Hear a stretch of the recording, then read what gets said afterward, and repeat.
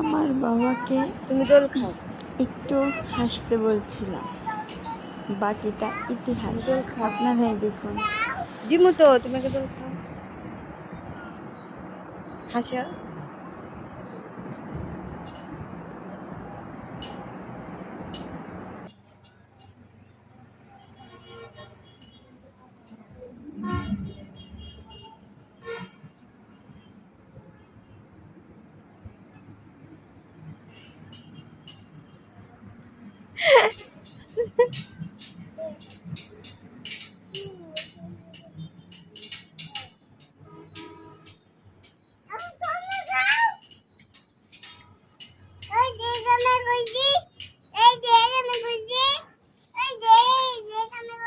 আচ্ছা দিচ্ছি।